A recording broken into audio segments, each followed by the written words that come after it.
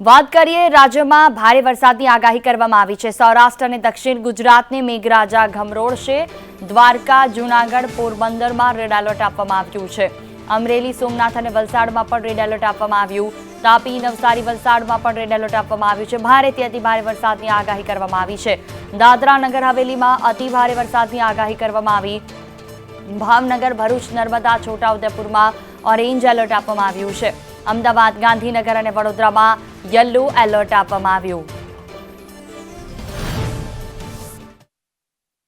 રાજ્યમાં આજે સાર્વત્રિક વરસાદની સાથે કેટલાક વિસ્તારમાં યલો એલર્ટની આગાહી તો કેટલાક વિસ્તારમાં ભારેથી અતિભારે આગાહીના પગલે રેડ એલર્ટ આપવામાં આવ્યું છે, જેમાં સૌરાષ્ટ્રના કેટલાક ભાગો અને દક્ષિણ ગુજરાતના કેટલાક ભાગોમાં ભારેથી અતિભારે વરસાદ પડી શકે છે। એક સાથે 3 વરસાદી સિસ્ટમ જે સક્રિય થઈ છે તેના કારણે સૌરાષ્ટ્રના કેટલાક ભાગો જેમાં ભાવનગર, પોરબંદર, દ્વારકા, જૂનાગઢ, વેરાવળ, ગીર સોમનાથ સહિતના તમામ વિસ્તારો છે ત્યાં ભારેથી અતિભારે વરસાદ વરસી શકે છે।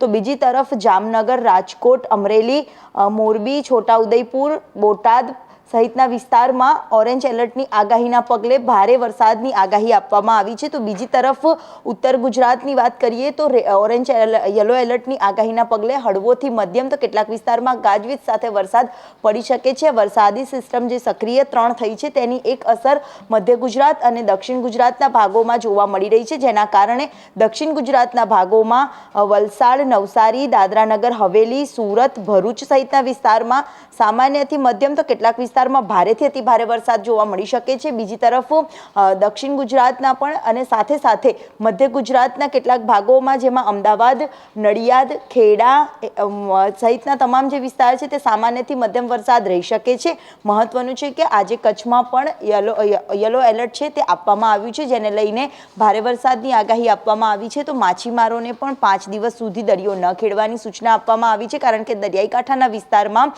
પવનની ગતિમાં વધારો રહે તેવી પણ સંભાવનાઓ વ્યક્ત કરવામાં આવી છે। દક્ષિણ ગુજરાત અને સૌરાષ્ટ્રના કેટલાક ભાગો છે જેમાં સૌથી વધારે વરસાદ આજના દિવસે પડી શકે તેવું અનુમાન જોવા વિંડીના માધ્યમ દ્વારા મળી રહ્યું છે। કેમેરામેન મનીષ વાણિયા સાથે દિવ્યા ચૌહાણ, સંદેશ ન્યૂઝ, અમદાવાદ।